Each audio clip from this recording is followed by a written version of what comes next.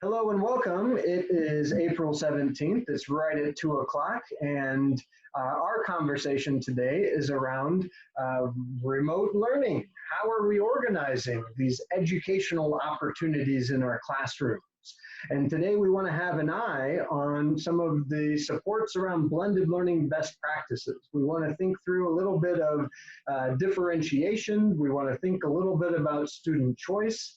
The first half an hour or so, it will be a little bit more presentational, but then in the second half an hour, we want to open it up and really have a good conversation about what's working well in your classroom, maybe what are some sticking points that you're experiencing in your classroom.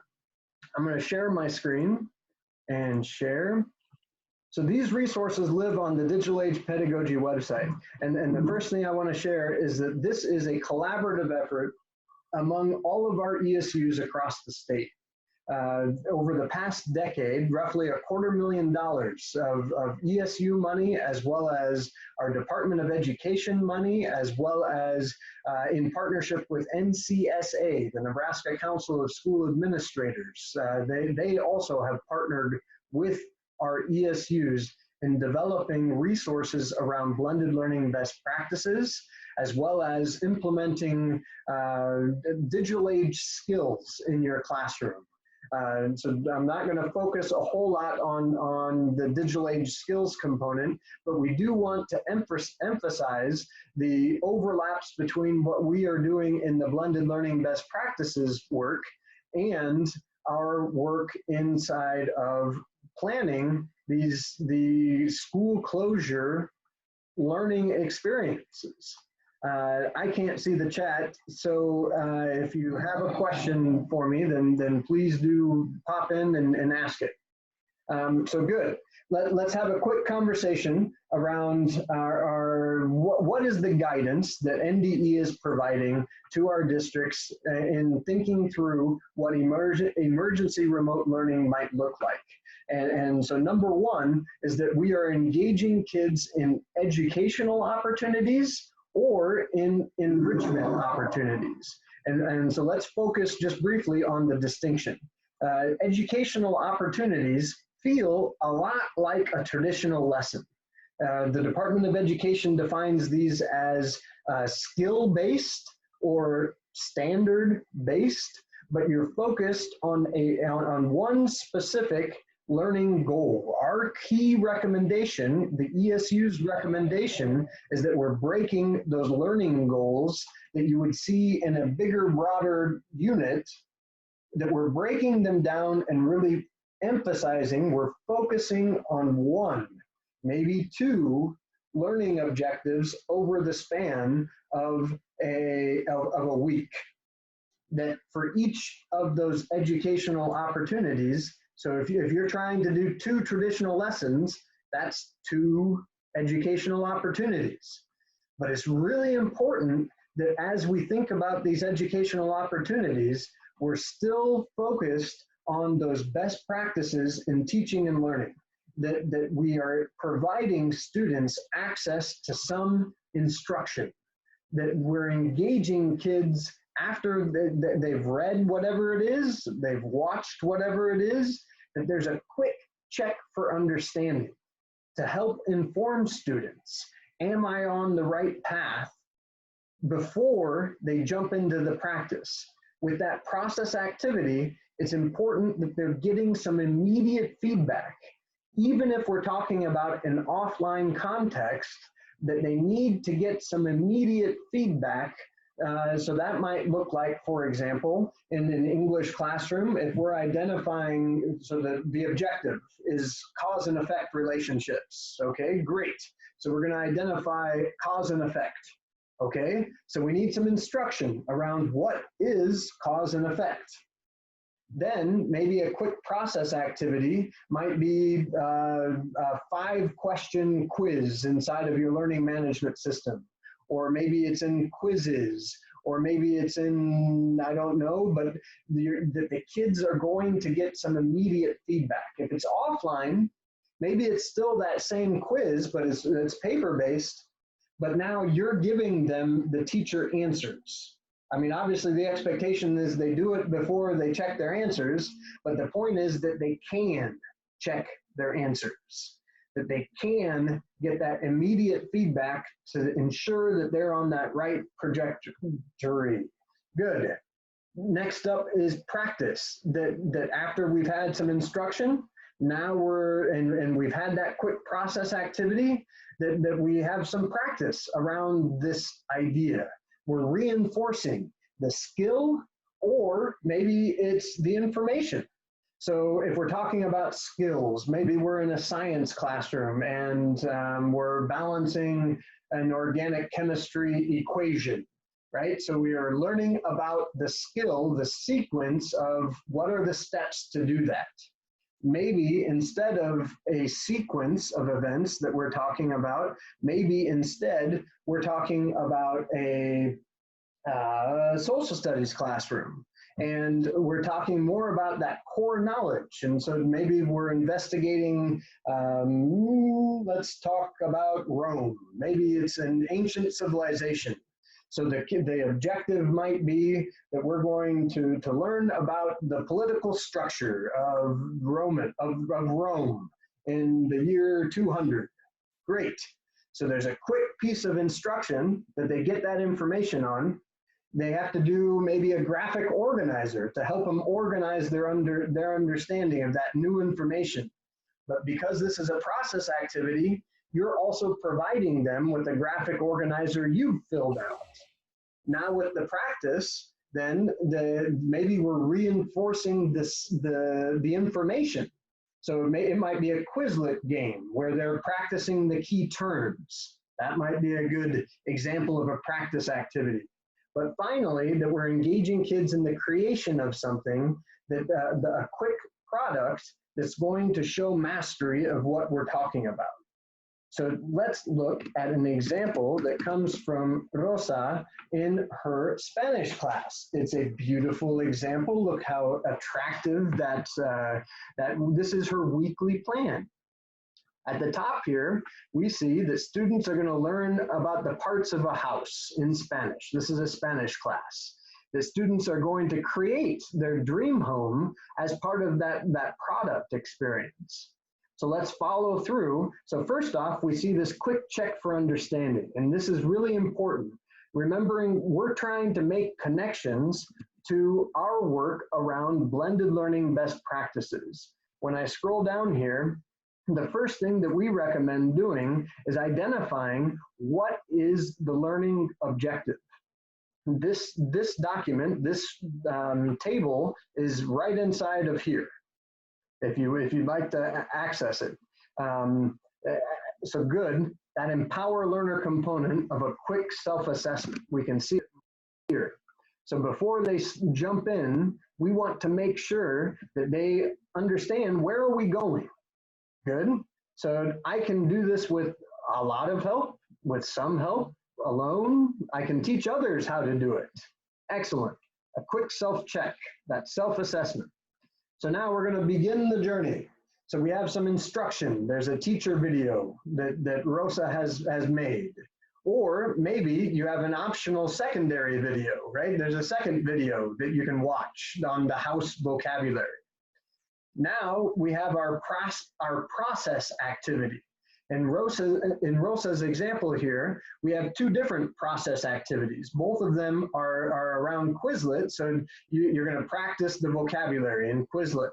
Or maybe you're going to practice it with the offline flashcards. That's okay too, and that's a great example of providing students with both online and offline access to some of the content. So good. We have our instruction, our process activities. Now it's time to practice, and it looks like Rosa has a great assignment that she would have used in her normal classroom, La Casa de los Molines. And so students are going to complete this activity.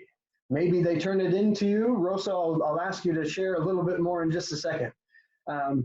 Then finally, we're getting to that product.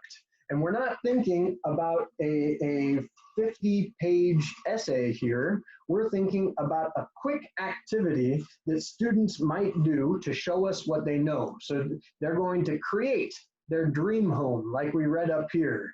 And here are the hyperlinks. You have some video instructions for what is expected and some hyperlinks. Rosa, I'd love for you to unmute yourself, please, and talk us through this a little bit more. Tell us about the begin your journey here. So what are the instruction components that you're including? Okay, at the beginning, since I am not seeing the students, I made a PDF of the vocabulary, of the Quizlet vocabulary. So for the pronunciation, that's the teacher video. I just went over the pronunciation of the words that they are going to be using. Then all my students are required to use Quizlet to practice vocabulary. So in the Quizlet part, they could, they practice every day, and then to test themselves, they can do the different games that Quizlet has. Excellent. So that's a great example of using Quizlet so that kids get some immediate feedback. Remember, this process activity, we need that immediate feedback so that kids know they're on the right path. Excellent. Rosa, continue. Tell us a little bit more about the practice activity. Okay, La Casa de los Moliner, it doesn't just include the vocabulary, it also includes in sentences. So the students should be able to recognize the vocabulary for the home, but also to apply it and read it and respond to reading questions on the reading. So that's a reading comprehension practice. And so I'm going to pause you for just a second, and I want to make connections to our blended learning best practices work. So when I jump over here to knowledge deepening, and we think about providing students some degree of choice, we like to think about it in a couple different ways. So I'm going to dive into here and scroll down. Don't get seasick on me. But one of the ways we like to think about it is around multiple depths of knowledge. So excellent. And as we are organizing our units around things like instruction, that process activity, the practice, and the product, it's a good point to make that we're diving deeper into those depths of knowledge, whereby that the Quizlet in the instruction piece was just memorizing. You're memorizing the vocabulary. That's what we want. But what we just heard Rosa say, at DOK2, we're beginning to apply. It's basic application of those learning objectives. Thank you, Rosa. A ver, continuemos. Okay, and then they shared your experience.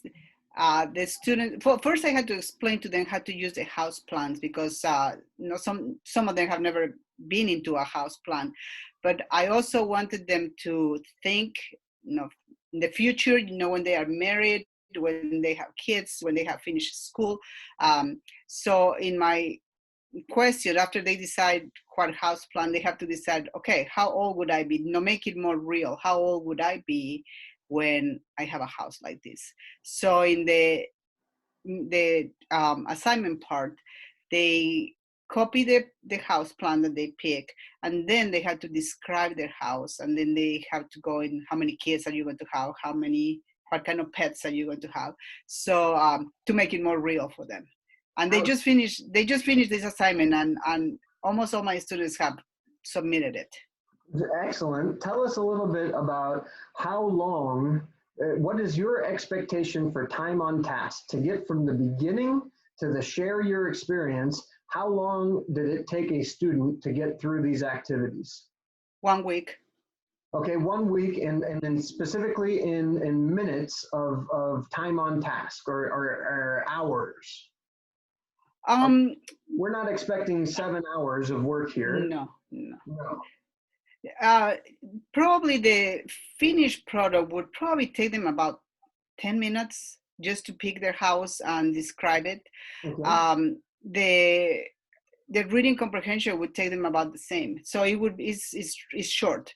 Our requirements at the school is they have to do 2 assignments a week. So, and they had to be short. They couldn't be more than 20 minutes. So. Excellent.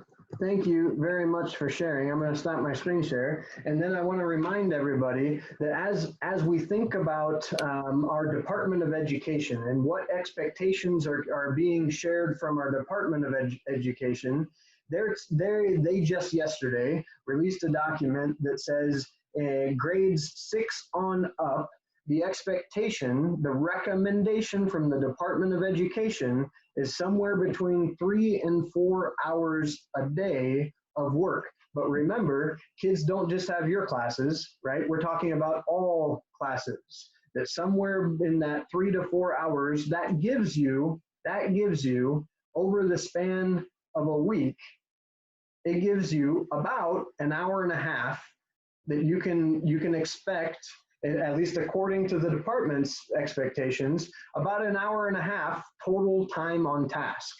Okay, so I think before I move on from that point, I want to really emphasize it's important for all of you to be consistent with your district's expectations. It's important for all of our families, for all of our students, that there are consistent expectations across those different periods. So if your district is saying that you do something different, I think you do whatever that district expectation is. I just want to share with you, thinking from the department right now, the recommendation is that you're somewhere around an hour and a half per week. Maybe you chunk that out day by day and you're thinking about a 30-minute activity here, another there, and a final one over here. Great. Potentially, with your hour and a half or close to 2 hours, maybe you try to get through more than one educational opportunity. Maybe you do, maybe you don't. In Rosa's example, we're looking in the span of 1 week getting through one of these educational opportunities. And I think it's a great example because it includes every part of this structure that we're suggesting. All right, but let's talk a little bit more about some choices. And so when you click here to access the remote learning planning chart below, right, you can then scroll down, you can file and you can make a copy of the document and make it yours. It's yours to play with. But when I scroll down here, currently it's organized to help you think through offline and online components. Maybe in your context, all of your kids are online and you know that, and therefore you don't need to do or think about offline tasks. That's okay, that's fine. Maybe you're only offline. I don't think anybody online right now is in that offline boat, but maybe you do have the need to think through both an online component and an offline component. That's really up to your context.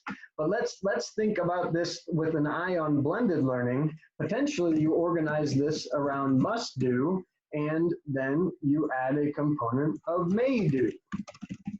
So when you communicate out to the students what is expected of them, and that doesn't mean you have to have both a must do and a may do. Maybe it's watch the video for them, and this is what everybody's going to do. But then when we get to that practice or the process activity, in Rosa's example, you could do Quizlet, or you could do the offline flashcards, right? That's a good example of providing students some degree of choice. Remembering, our goal today is to look at these resources with an eye on those blended learning best practices. And I really want to emphasize there's a whole lot of content. If you look through our blended learning best practices content, I'll scroll down just a little bit here. And when we look at Learn More, for example, and we think about providing students choice, for example, when I scroll down, then here are two different ways you might provide student choice. Maybe you're thinking about multiple modalities, for example, that you're giving kids both a video for them to watch and also a reading, for example. So that video has the auditory component too. But that's one way we can think about student choice, that it's the same activity, but you're able to accomplish it using different means, different methods. Same activity, same task, you're still learning the vocabulary, but you can choose to do it online, or you can choose to do it with that physical copy, that tactile copy of your flashcard. Scrolling down just a little bit. So here's where we've already talked about those depths of knowledge, right? That we're engaging kids at multiple depths of knowledge. And the biggest point I want to make there is that if we are doing, if you're organizing your educational opportunities in accordance with our remote learning planning support, you're doing that. That's great. Let's talk a little bit more, though, about student voice. So when we talk about student voice, we're thinking about the knowledge application, that product component. One thing I'd highlight here is the idea of, so you can think about promoting student voice, right? Maybe in Rosa's example, so they're supposed to create or select, right? So over here, when we come back, they're going to choose their dream house, and then they're going to complete the Mi Casa Soñada assignment. And maybe there's some choice around how I'm sharing my dream house. Maybe I could just simply write it out. Maybe I could put it in a Flipgrid, and I could verbally explain my dream house. There's a lot of different activities we could ask the students to do, but the difficulty becomes if I'm giving students a lot of choices around how they're showing me what they know, how am I going to provide students some feedback? Before I dive into that document, I want to really emphasize, I'm hearing from people all over, let's not focus on traditional grades in the moment, right?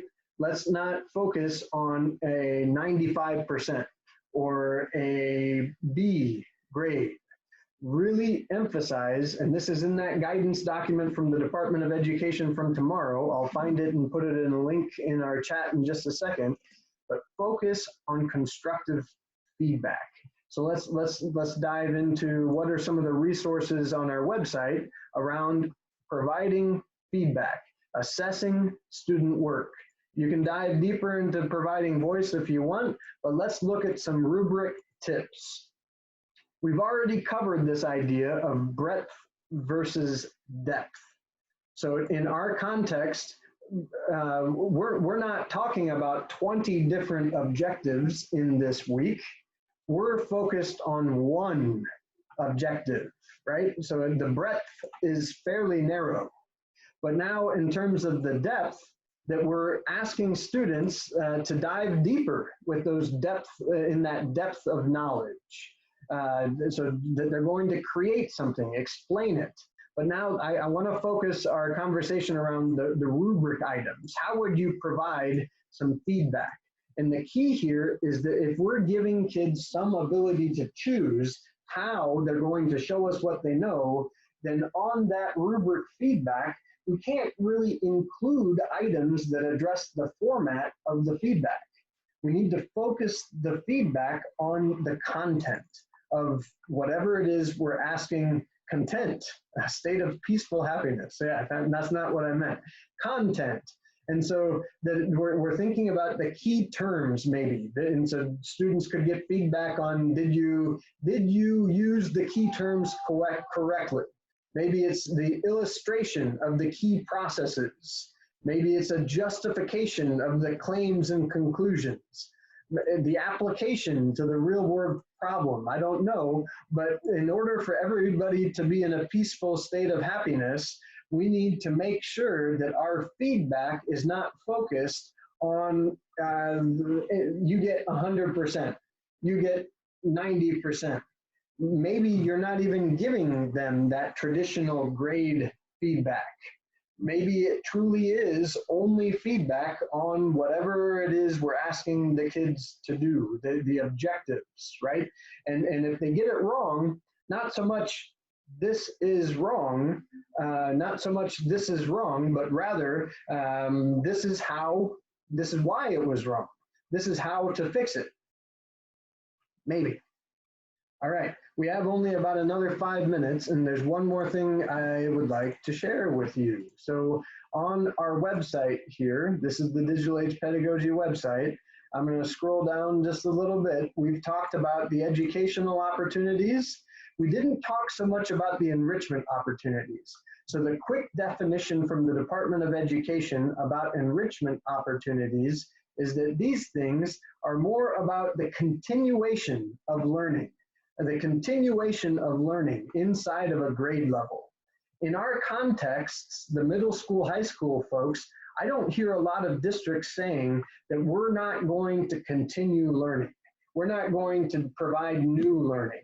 Enrichment opportunities are more about the practice, more about not so much about the instruction, they're more about the practice. In a Spanish classroom, and there's 4 of us online, welcome all of the Spanish teachers. In a Spanish classroom, an enrichment opportunity might be, for example, Duolingo, where students are going to move at their own pace through that content. Duolingo would be an example of a skill-based independent learning platform, for example. Another example might be one of these online certificate programs in our context. So great. That is our website. We've talked about the teacher resources with an eye on those blended learning best practices. And I want to reiterate that if you're organizing your educational opportunities around these ideas, you are empowering learners through the self-assessment. You are engaging kids in student voice at knowledge application, that product potentially. You can give kids the ability to choose how they're going to show you whatever it is we're talking about. At practice, at knowledge deepening, maybe you do give kids the opportunity to choose. You can do this or you can do that.